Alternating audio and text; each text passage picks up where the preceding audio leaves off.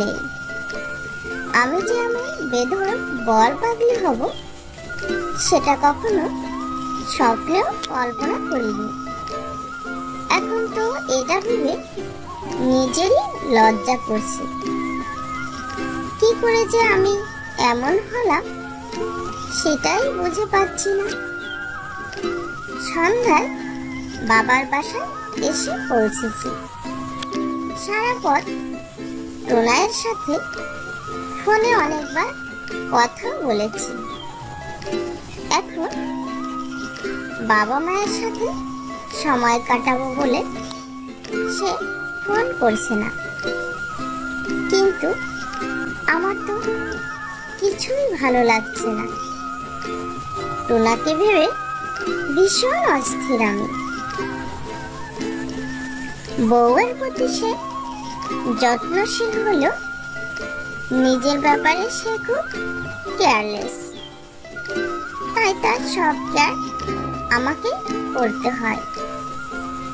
সপ্তাহখানে বাবার বাসায় থাকবো বলে এসেছি, কিন্তু স্বামীর চিন্তায় ঘন ঘটায় আমি এতটাই অস্থির যে রাতটুকু পোহানো কঠিন হয়ে গেছে দেখছি। জীবনটা হুট করেই এভাবে বদলে যাবে ভাবিনি। আসলে নারীর জীবনটা বিয়ের পরে পুরাই বদলে যায়। পৃথিবীর সব মানুষগুলো পর হয়ে স্বামী একমাত্র আপন হয়ে জীবনের নতুন সূর্যোদয় হয়। কি আশ্চর্যজনক ঘটনা! রক্তের সম্পর্ক না থাকা সত্ত্বেও অদ্ভুত একটা টান সৃষ্টি হয়, যেটা রক্তের আত্মীয়র সাথে হয় না। আজও এই সম্পর্ক।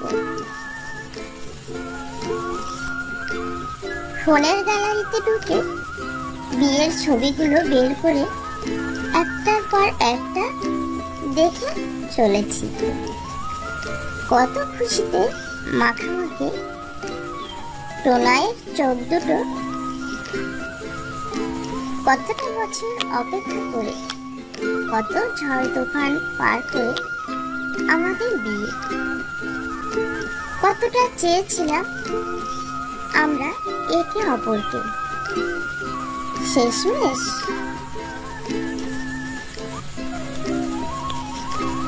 সৃষ্টিকর্তা যে আমাদের প্রার্থনা শুনেছিলেন সেটাই অনেক কিছু। পিছন থেকে আমি ওর চোখ ধরে আছি, আর আমার বরের মুখটা পুরাই নার্ভাস। এই ছবিটা দেখে আমি হেসেই ফেললাম।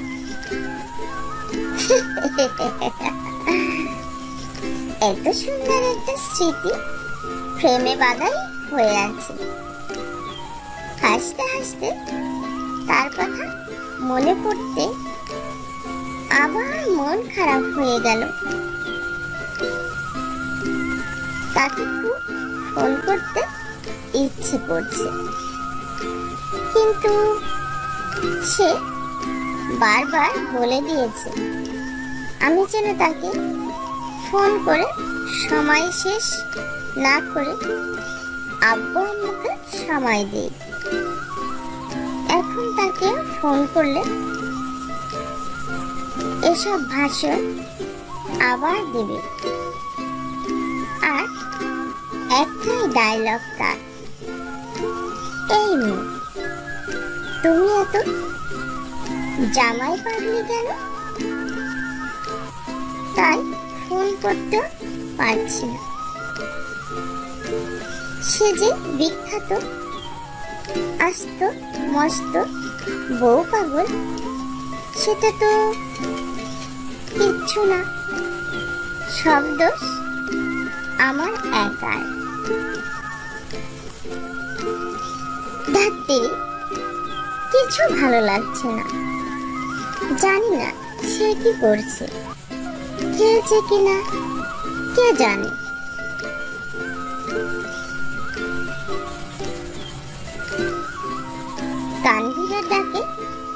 চেতনা ফিরল।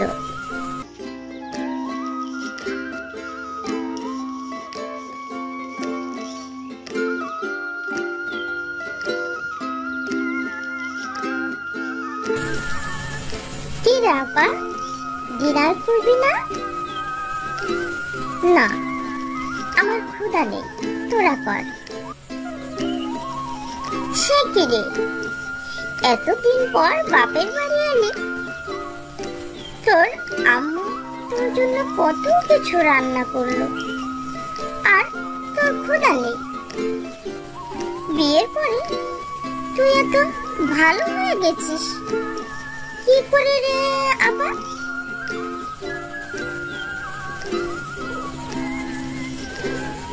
ওই খারাপ কবে ছিলাম আমি, আর কবে তোর মতো খাই খাই করছি?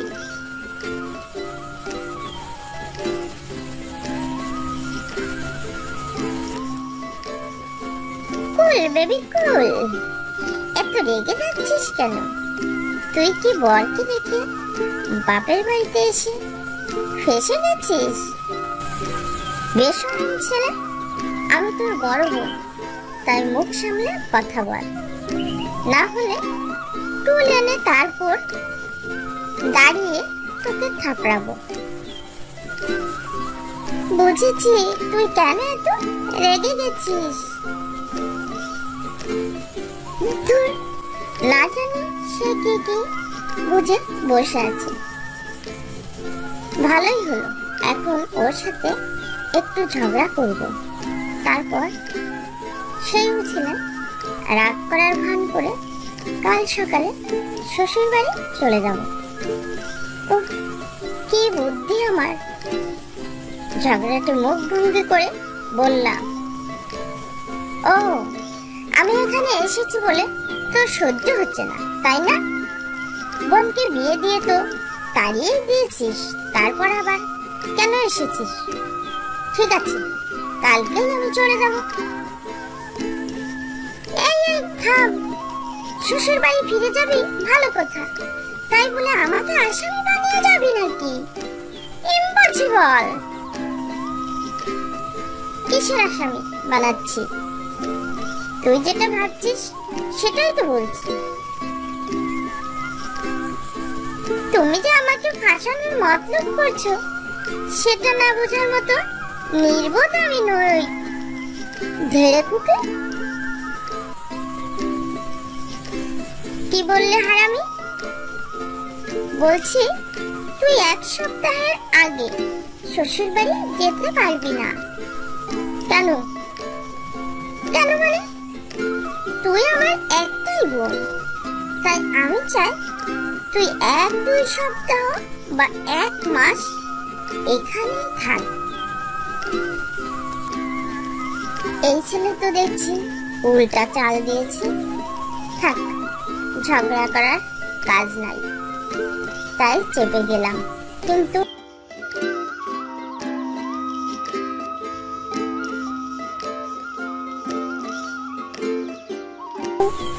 রাগ হচ্ছে খুব। এর মধ্যে আম্মু রুমে এসে বলল, চল ডিনার করবি। ক্ষুধা নেই আম্মু, রাতে খেতে ইচ্ছা করলে খাবো। এত দূর থেকে এসেছিস অথচ ক্ষুধা নেই, আজব তো। এসেই তো নাস্তা করেছি, ওগুলো এখনো হজম হয়নি। আমার কথা শুনে আমার ব্যাকের ভাই বলল, তোমার মেয়ের বিয়ে হয়ে হজম শক্তি কমে গেছে, কে জানে, নাই হয়েও যেতে পারে। রাগে শরীর জ্বলতে শুরু করলো। আম্মুকে বললাম, তোমার ছেলে কিন্তু কাটা ফুটিয়ে কথা বলছে আম্মু, আমি কাল সকালে চলে যাব। সবাই ঠিকই বলে, বিয়ের পর মেয়েদেরকে বাবা মা পর করে দেয়। এই তুই এত রিয়াক্ট করছিস কেন? সে কি আজ প্রথম এভাবে কথা বলছে নাকি? ছোটবেলা থেকেই তো তোরা ঢিল ছোড়ার মতো করে কথা বলিস, তাহলে আজ কেন রিয়াক্ট করছিস? কেন আবার বিয়ে করে আমি বদলে গেছি তাই?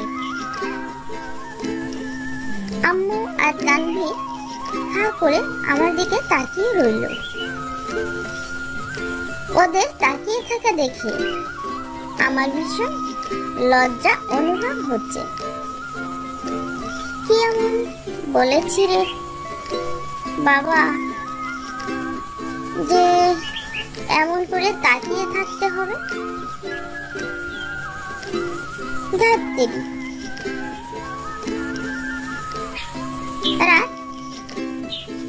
1:30 বাজে। আমার চোখে ঘুমের লেশ মাত্র নেই। পৃথিবীর কোনো মেয়ে বোধ হয় বাপের বাড়ি এসে এমন পরিস্থিতিতে পড়েনি। আমি প্রথম সেই মেয়ে যে এমন একটা মহান পরিস্থিতিতে পড়ে হাবুডুবু খাচ্ছি। আমাকে এটার জন্য অ্যাওয়ার্ড দেওয়া উচিত। সব অবদান আমার গুণধর বরের, তাই তাকে 10-12টা অ্যাওয়ার্ড জোর করে দেওয়া উচিত। নাটোরে এসে 1 সপ্তাহ থাকবো শুনে আমার গুণধর বর বলেছিল, 7 দিনের জন্য তো যাচ্ছ সখী, 7 দিন থাকতে পারবে তো? আমিও বুক ফুলে গলাবাজি করে বলেছিলাম, না পারার কি আছে গো, ঠিক আছে 10 দিন থেকে দেখাবো তোমাকে। আমার কথা শুনে সে হো হো করে হেসে বলেছিল, কি যে দেখবো তা আল্লাহই জানে। এখন তো মনে হচ্ছে সে আগে থেকে সব জানতো আর তাই মজা নিচ্ছিল। ডাক্তাররা যে জ্যোতিষ টাইপের হতেও পারে, তাই এই প্রথম দেখলাম। আরে বাবা, সে আমার সাথে এলে তো আর কোনো ঝামেলা থাকতো না। কত করে বললাম তাও সাথে এলো না। বলে কিনা তার ছুটি নেই আর রোগীর চাপ এক গাদা। একটা দেশের প্রেসিডেন্টও এত বিজি থাকে না যত বিজি আমার বর থাকে। সব আমার 70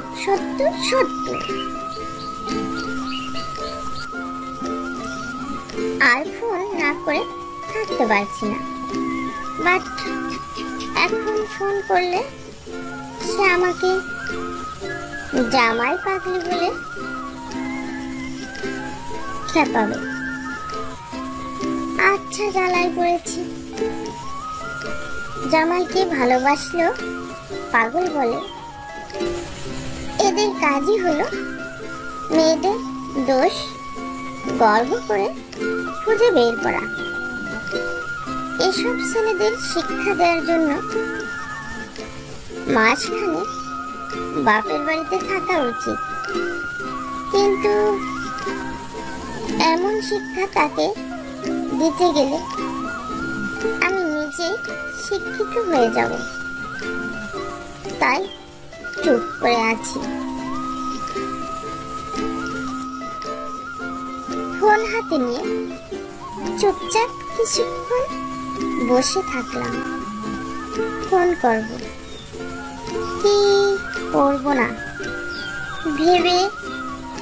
ভেবেও ফুল কিনারা পেলাম না।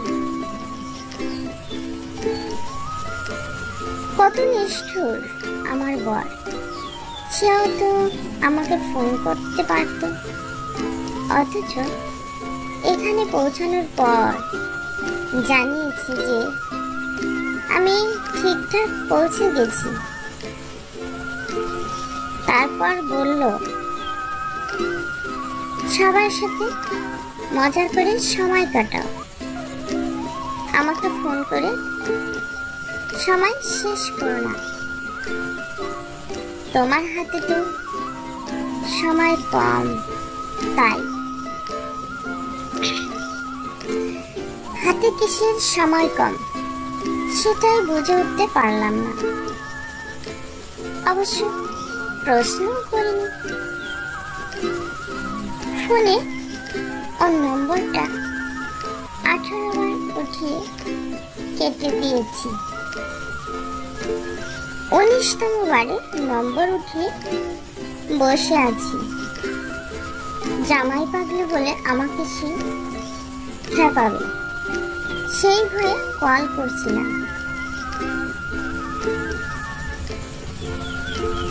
দূর ঠেপাকে, আমার জামাইয়ের পাগল আমি, তাতে কার বাপের কি? আমি পাগল হব না তো কি পাড়াপড়শি পাগল হবে? পাড়াপড়শি পাগল হলে তো ওদের দোষার শেষ নেই।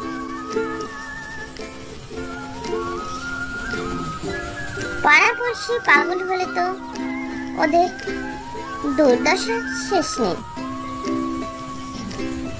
মরিচ থেরাপি দিয়ে কবিরাজি শুরু করব। আর কি কি থেরাপি তাদের দেব? তা না হয় না বললাম। হ্যাঁ, আমি জামাই পাবো, তার ফোনটা করেই ফেলি। এই হতে সে ধরে ফেলল। বেশ ভাব নিয়ে বললাম, এই তুমি ঘুমাওনি এখনো? হ্যাঁ, ঘুমিয়েছিলাম, বাট ফোনের টোন শুনে জেগে গেছি। ভয়ে শুনে তো অমন লাগছে না। তুমি ঘুমাওনি কেন? আমি তো ঘুমিয়েই গেছিলাম। হঠাৎ মনে হলো তুমি জেগে আছো। এটাও কি তোমার টুনি মনের অবদানে?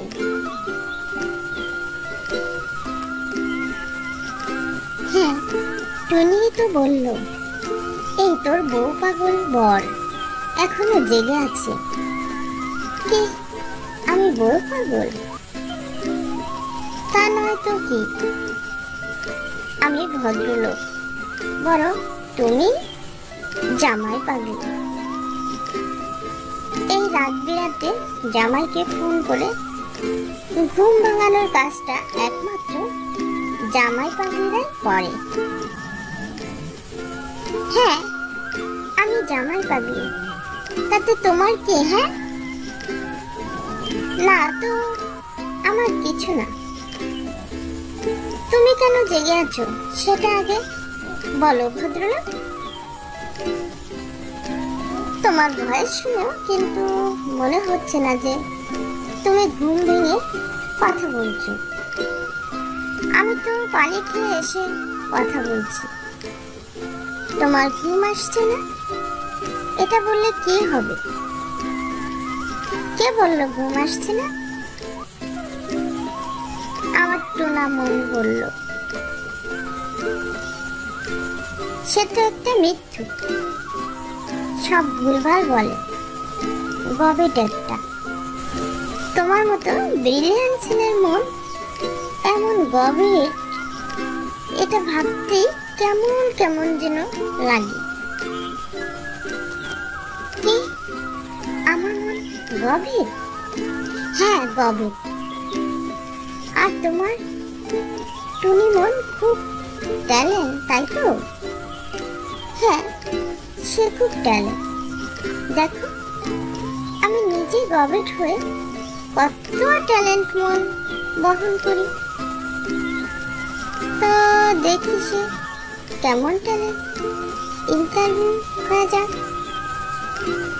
সরি, টুনির চাকরি করার ইচ্ছে নেই। কি? সে চাকরি করবে না? ট্যালেন্ট হলেই না চাকরির প্রশ্ন আসছে? তুমি আর তোমার টুনি দুজনই আস্ত মস্ত গভীর। মোটো গভীর না টুনি। এসব বললে কিন্তু ঝগড়া ঘোষণা করব। আমি তো ঝগড়া করি না। তুমি একা কতক্ষণ চিল্লাচিল্লি করবে? কি? আমি চিল্লাই? বাহ বাহ। শোনা, তোমার বাবা এ বাড়িতে আসছেন। তুমি নাটোর থেকে চিল্লাচিল্লি করলে তোমার বাবা তো শুনতে পাবেন না। ঠিক আছে, আমি বাবাকে ফোন করছি। এত রাতে বাবাকে ঘুম থেকে জাগাবা? তাহলে তুমি ভুল স্বীকার করে নাও। নেব। আগে তোমার টুনির ট্যালেন্টের প্রমাণ দাও। এই যে তুমি বাড়ি ফেরার পর থেকে চিরকুট করে চলেছ, চিরকুট করে হেসেও চলেছ। এই শব্দ টুনি আমাকে বলেছে। কি? জি। শোনো, তোমার টুনি তোমার মতোই পাজি। তাকে পিটানো দরকার। আর ট্যালেন্টের প্রমাণ নিবা? না না, থাক, লাগবে না। কেন গো? আরেকটু নাও। নাটোর কন্যা, তুমি নাটোরে বসো এভাবে আমাকে নার্ভাস কেন করছো? এটাই তো আমার জীবনের লক্ষ্য। জানি তো ফাজিল মেয়ে। এখন লক্ষ্মী মেয়ের মতো ঘুমিয়ে যাও মেয়ে। ঘুম আসছে না তো? কেন? সব দোষ তোমার। কি করেছি আমি? আমার সাথে আসতে বলেছি কিন্তু আসনি, তাই সব দায় তোমার। এখন আমার ঘুম কি করে এনে দেবে সেটা তুমি জানো। বই পড়তে শুরু করো, দেখবে ঠিক ঘুম চলে এসেছে।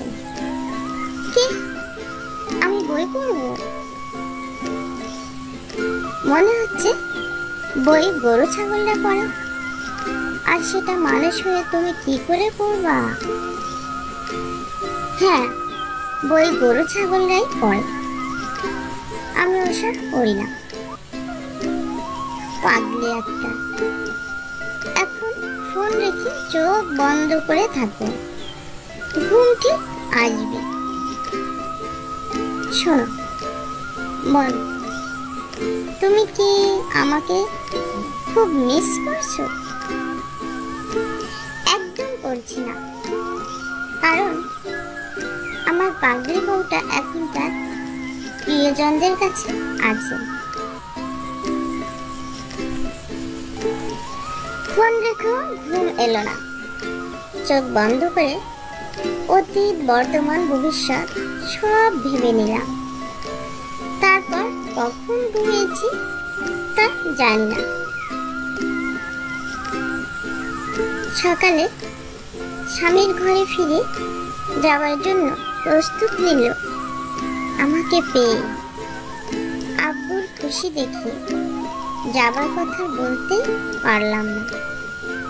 সবার সাথে সারাদিন খুশি থাকার চেষ্টা করল।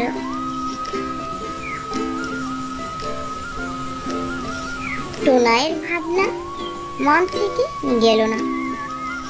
মনে হচ্ছে আমি সদ্য প্রেমে পড়েছি, আর কিছুতেই তাকে ভুলতে পারছি না। এদিকে সে তো দিব্যি নির্ভাবনাতেই আছে। বউকে নিয়ে তার কোনোই ভাবনা নেই। যদি থাকতো তবে সাথে আসতো। ঠিক আছে, আমিও যাচ্ছি না। দেখি সে বউকে ভুলে কতদিন থাকে। সারাদিনে আমার পাজি বর একবারও আমাকে ফোন করলো না। আমিও সারাটা দিন খুব করে মনটাকে বোঝালাম যে আমার বর আমাকে একটুও ভালোবাসে না। ভালোবাসলে সে ঠিক সাথে আসতো। এসব বুঝিও সন্ধ্যায় আমার টুনি মন বলল সে নাকি বরকে না দেখে থাকতেই পারছে না। নিজের মন যদি নিজের বিরুদ্ধে চলে তাহলে কেমন লাগে। সন্ধ্যায় নাস্তা না করে লাইট অফ করে শুয়ে থাকলাম।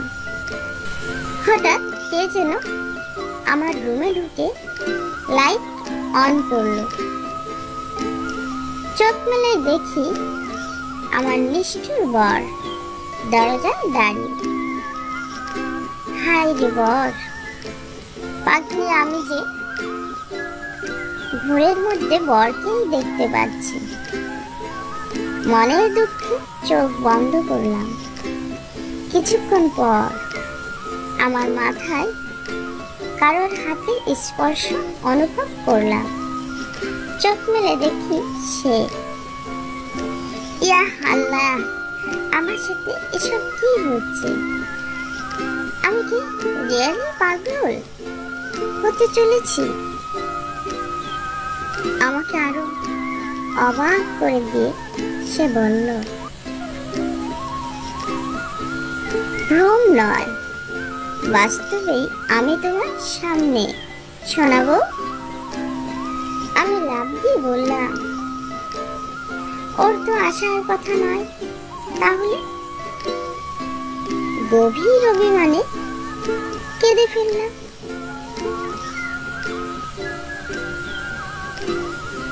সে আমার চোখের নিচে হাত রেখে অশ্রুগুলো ধরে ফেলল। আমি কি কান্না দেখতে এসেছি? আমি জবাব দিলাম, না। সে অভিমানের স্বরে বলল, কান্না না থামলে এখনই চলে যাব। কিন্তু বুঝেছি, আমি এসেছি বলে তুমি খুশি হওনি। ওর কথা শুনে গরম মেজাজ আরো গরম হয়ে ফুটতে শুরু করলো। বললাম, ঠিকঠাক আমার মনটাকে বুঝতে না পারলেও ভুলভাল ঠিকই বোঝো তুমি। সারাটা দিন একটিবারও ফোন করে আমার খবর নেওয়ার প্রয়োজন বোধ করনি। কে বলেছে আমি খবর নিইনি? ফোন না করে জ্যোতিষগিরি করে খবর নিচ্ছ, তাই না? আমি খবর নিয়েছি। আমার বউ গত রাতে ডিনার করেনি। সকালের নাস্তা, লাঞ্চ কিছু ঠিকঠাক ভাবে করেনি। তাই তো তার সাথে নাস্তা করতে চলে এসেছি। কাল আমার সাথে এলে কি ক্ষতি হতো তোমার? তুমি তো বললে যে 7 দিন শুধু নয়, তুমি আমাকে ছেড়ে 10 দিনও থাকতে পারবে। তাই একটা রাত দিয়ে পরীক্ষা করে দেখলাম। কি দেখলি? দেখলাম আমার ডাকুরানি বউ খুব সাহসী। সে বর ছাড়াই মাঝখানে থাকতে পারবে। ট্রল করছে আমাকে নিয়ে। বাবুকে ডাকবো, এখন কিন্তু সন্ধ্যা। এই না না, একদম না। তুমি আসলে একটা পচা মার্কা স্বামী। আমি বলে তোমার সাথে সংসার করছি। অন্য কোনো মেয়ে হলে ঠিক পালাত। এই তো এতক্ষণে তোমাকে বউ বউ লাগছে।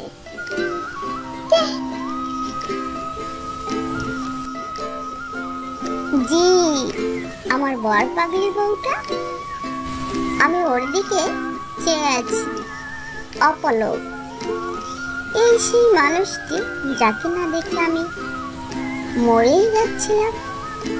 কত শতবার তাকে বলেছি যে তুমি আমার নিঃশ্বাস। এই কথাটা গতকাল থেকে শতবার প্রমাণ হয়ে গেছে। আমি সার্থক যে আমি এরকম একটা পাগলি টাইপের বউ পাইছি। আমিও তাকে সীমাহীন ভালোবাসি, তবে মাঝে মাঝে সেটা প্রকাশ করি না, কারণ আমার পাগলিটা তার ভালোবাসার পাগলামোগুলো আরো বাড়াবে বলে। আর আমার বর পাগলি বউটা কিছুতেই তার বরকে চোখের আড়াল করে থাকতে পারে না।